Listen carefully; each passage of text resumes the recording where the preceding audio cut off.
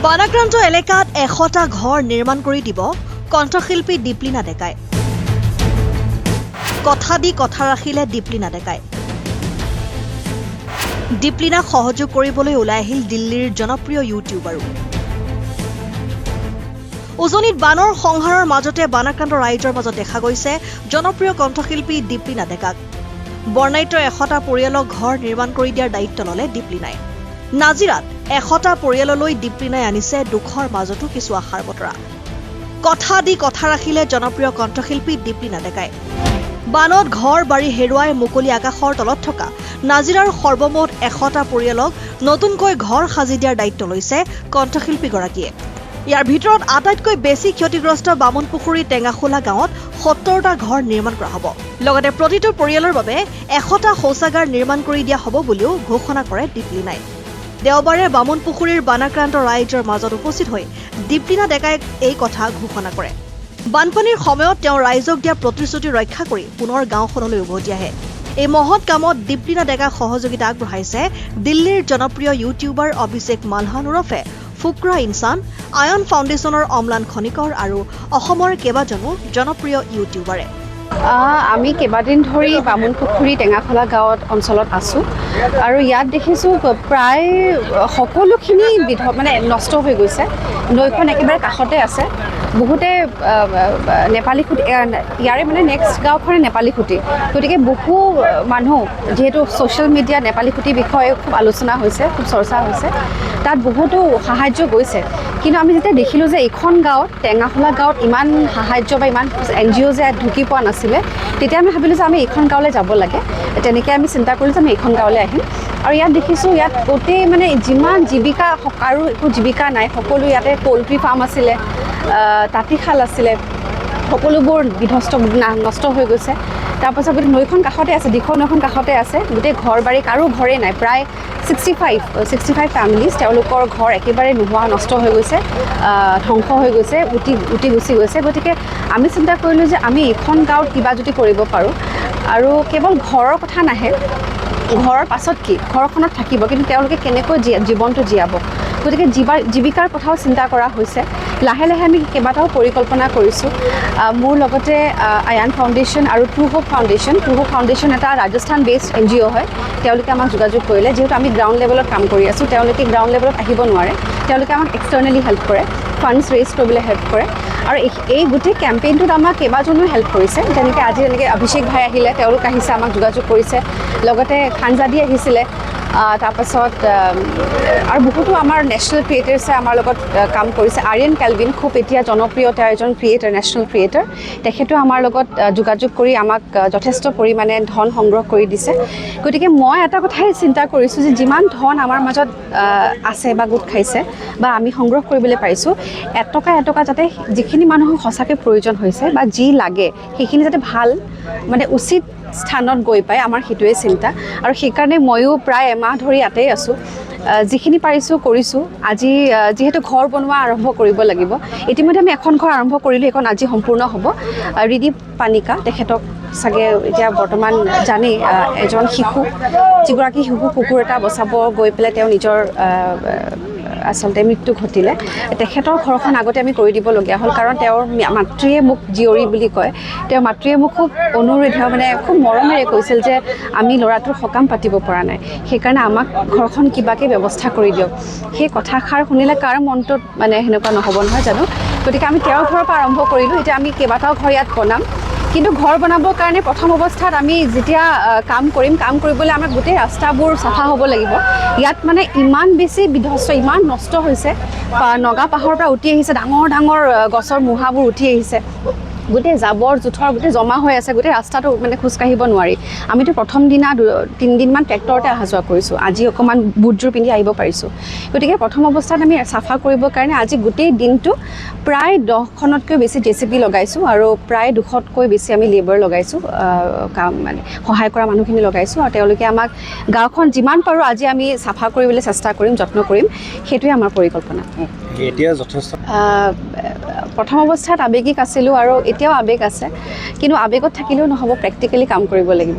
গতিকে এই গাঁওখনত মই ভাবোঁ যে বহুত পিছপৰা গাঁও এখন, তাৰমানে টেঙাখোলা, মানুহখিনিয়ে তাৰমানে বেছিক যিখিনি নিডছ আছে ন সেইখিনিয়ে তেওঁলোকে এতিয়া একোৱেই নাই মানে মানুহখিনিৰ হাতত বা ঘৰত সেইখিনি দেখিলে আৰু এনেও আমি অসমীয়া মানুহখিনি আমি সকলোৱে আৱেগিক গতিকে আমি কাৰো কষ্ট চাব নোৱাৰোঁ গতিকে ভগৱানৰ আশীৰ্বাদ বিচাৰিছোঁ আৰু মই ভগৱানৰ ওচৰত ধন্যবাদো জনাওঁ যে ইমান বছৰ যি কাম কৰিলোঁ সেই কামখিনি কৰাৰ কাৰণে চাগে ৰাইজেও ইমানখিনি মানে বিশ্বাস কৰিছে যে অ'কে তাইক আমি বিশ্বাস কৰিব পাৰোঁ গতিকে এই যে বিশ্বাস কৰিছে মোৰ কাৰণে বহুত ডাঙৰ কথা মানে বহুত ডাঙৰ কথা আৰু সেইকাৰণে মোৰ ওপৰত বহুত দায়িত্ব আছে বুলি মই ভাবিছোঁ এই দায়িত্বখিনি গ্ৰহণ কৰিছোঁ আৰু কিমানখিনি আগবাঢ়ি যাব পাৰোঁ মই নাজানো আপোনালোকৰ সকলোৰে সহায় লাগিব কিন্তু সেইটো কৰি যে সেইটো মই একেবাৰে মানে পুৰা ভাবি লৈছোঁ এইটো কমিটমেণ্ট নিজকে মই কৰিছোঁ तो बेसिकली मैं फर्स्ट डे आया था यहाँ पर बावन पोखरी तंगा होला और सबसे जो मैंने चीज़ सबसे पहले नोटिस करी थी यहाँ पर लोगों के घरों में इतनी मिट्टी भर रखी थी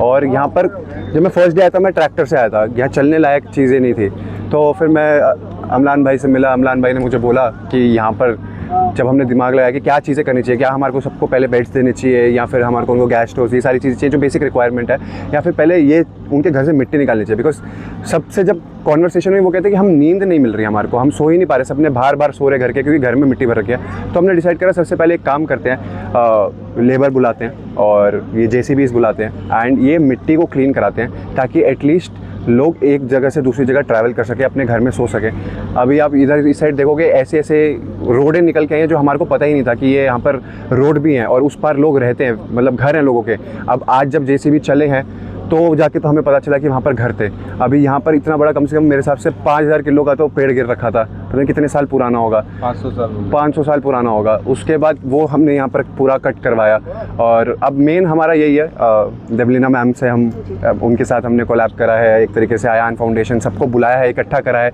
मेन हमारा गोल यही है कि एक लिविंग स्टैंडर्ड इतना हो जाए कि इंसान अपने घर में सो सके अपने घर से दूसरे घर तक जा सके अपने घर में स्टक ना रहे और सफाई थोड़ी बहुत जितनी हम अपने लेवल पे कर सकते हैं वो करें ये हमारा बेसिक प्लान था स्टार्ट करने के लिए उसके बाद फिर हमने डिसाइड करा नेक्स्ट फेज़ क्या होना चाहिए हमने डिसाइड करा कि हम यहाँ पर बेड्स देते हैं फिर मैट्रेसेस देते हैं और सोने के लिए एटलीस्ट लोगों की नींद प्रॉपर हो जाएगी मेरे को लगता है जो फर्स्ट फेज़ ऑफ रिलीफ है जो बेसिकली खाना था वो गवर्नमेंट की तरफ से भी लोगों की तरफ से भी बहुत आया अभी भी जब हम लोगों के घर क्योंकि फर्स्ट डे हमने सिर्फ रिसर्च करा था लोगों को चाहिए क्या हम पहले दिन ऑन ग्राउंड सिर्फ इसलिए आए थे हमने 8-10 घंटे ये रिसर्च करा था लोगों को क्या चाहिए तो हमने नोटिस करा था कि सबके पास खाना पहुंच रहा है बट ये जो मेन कंडीशन है ये ऑन ग्राउंड आके ठीक करानी है तो ये शुरू करा अब बेड्स देंगे मैट्रेसेस देंगे उसके बाद ये इन्होंने देवलीना फाउंडेशन और आयान फाउंडेशन ने मिलकर डिसाइड करा कि यहाँ पर 100 घर बनाने वाले हैं एंड पूरा रेनोवेट करने वाले हैं उनको कुछ स्क्रैच से बिल्ड करने वाले हैं तो उन्होंने बोला कि मैंने पूछा कि मैं क्या कर सकता हूँ इस चीज़ में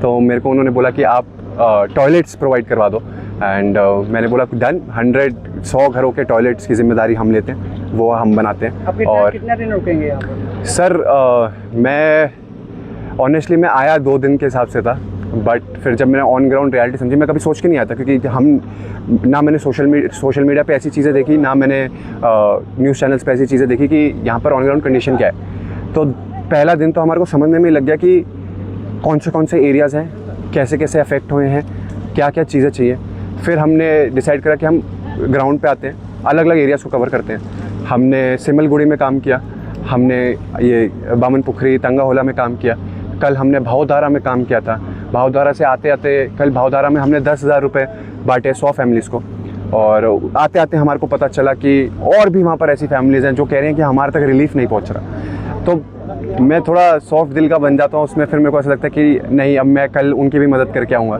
तो मैं कोशिश कर रहा हूँ मैं बहुत काम अपना होल्ड करके आया हूँ बट अभी जब तक एक मैं फंड्स लेके आया हूँ हमने पूरी इंडिया से मिलके 50 घंटे स्ट्रीम करे थे मेरे भाई ने निश्चय ने और हमने 70 लाख रुपए उठाए थे मैं चाहता हूँ वो एक रुपया सही जगह पहुँचे और सही लोगों से कनेक्ट हूँ मैं देवलीना मैम से कनेक्ट हुआ अमलान भाई से कनेक्ट हुआ ट्रू होप्स वालों से कनेक्ट हुआ सबसे कनेक्ट होने के बाद मेरे को समझ आ रहा है कि वो लोग क्या कर रहे हैं और ग्राउंड लेवल पे हमें क्या करना चाहिए अगर मैं भी आता या फिर मैं किसी की NGO के थ्रू डोनेट करता जो सिर्फ खाना बांट देता मुझे ऐसा लगता है कि शायद वो 50 घंटे वेस्ट हो जाते तो हम ये नहीं चाहते थे कि हम 50 घंटे वो वेस्ट करें और हम चाहते थे कि जो हमने वो 50 घंटे पैसा उठाए वो पैसा एक लोगों तक पहुँचे आसाम के लोगों तक पहुँचे और जैसे ही वो पैसा मैं पूरा लगा दूंगा फिर मैं वापसी चला जाऊँगा মানে আমি চাওক মইতো বিশেষকৈ ইয়াত নাথাকোঁ, কিন্তু যিহেতু আমি দেখিলোঁ যে এনেকুৱা মোৰ ওচৰৰে হয়, মৰাণৰে মোৰ ঘৰ।